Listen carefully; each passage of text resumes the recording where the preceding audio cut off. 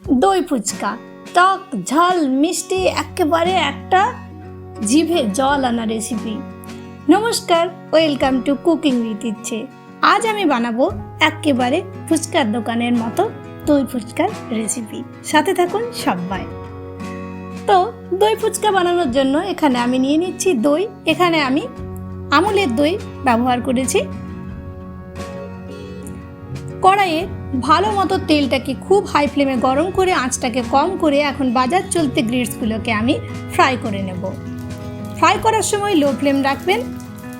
If you don't understand my language, then please on CC my all recipe have English and Hindi CC and enjoy my recipe in your own language. তো গ্রিটসগুলো আমার যতটা দরকার ছিল fry করে নিয়েছি। এদিকে চলে এসেছি, পুরো ফুচকার দোকান বসে গেছে, দেখতেই পাচ্ছেন। আমি এখন দই ফুচকা বানানোর জন্য এখানে নিয়ে নিলাম ধনে, জিরে, লঙ্কা রোস্ট করে গুঁড়ো করে নিয়েছি, সেটা লঙ্কার গুঁড়ো, গোলমরিচের গুঁড়ো, চাট মশলা সমস্ত কিছু দই দিয়ে ভালো করে কিন্তু দইটাকে বিট করে নিতে হবে।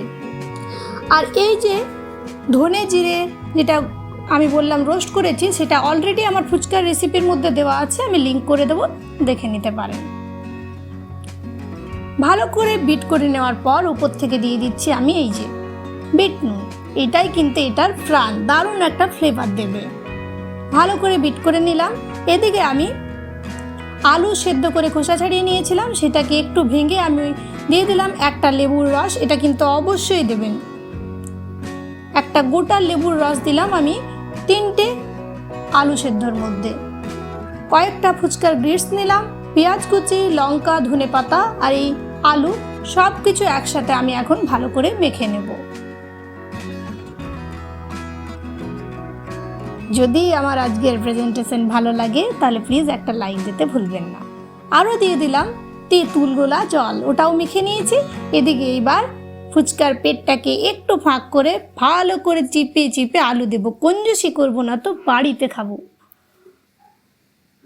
সমস্ত গ্রিটসগুলো আমার চলে এসছে সেজেগুজে। এইবার এদেরকে আমি চাটনি দিচ্ছি। প্রথমেই দিচ্ছি আমসত্ত্ব খেজুরের চাটনি, তারপর ধনেপাতার চাটনি দেব, তারপর দেব পুদিনার চাটনি। মানে বুঝতে পারছেন কি হবে টেস্টটা? জাস্ট ইমাজিন করুন।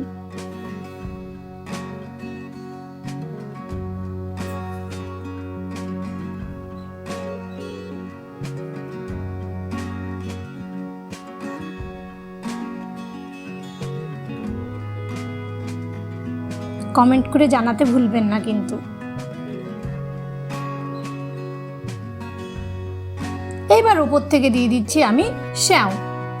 চ্যানেলে প্রথম দর্শক বন্ধু হলে প্লিজ আমার পাশে থাকার জন্য ফুল ভিডিওটাকে ওয়াচ করে চ্যানেলটাকে সাবস্ক্রাইব করতে ভুলবেন না যেন।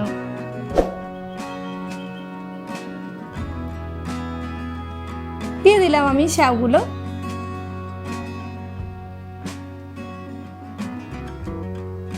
একটা ফ্লেভারফুল রেসিপি, দারুণ চটপটা রেসিপি আমি আজকে শেয়ার করলাম। রেডি করে রাখা দইটা আমি ওপর থেকে দিচ্ছি।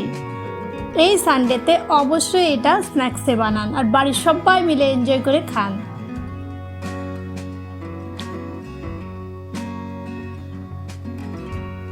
হয়ে গেছে। এইবার উপর থেকে আমি একটু করে চাট মশলা এদের উপর দিয়ে দিলাম।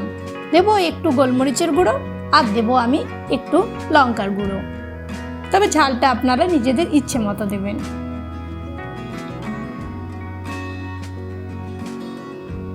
अगर रेसिपी समझ में नहीं आती है तो प्लीज़ सीसी को ऑन कीजिए। हिंदी और इंग्लिश सीसी मेरी हर रेसिपी में अवेलेबल है।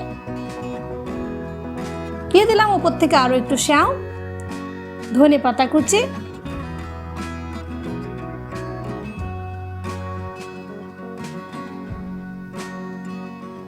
আর ফ্রেশ দই। ফ্রেশ দইটাকেও ভালো মতো কিন্তু বিট করে নিয়েছি। দেখুন এবার কেমন লাগছে না, যেন ডাকছে। ধন্যবাদ, ভালো থাকবেন।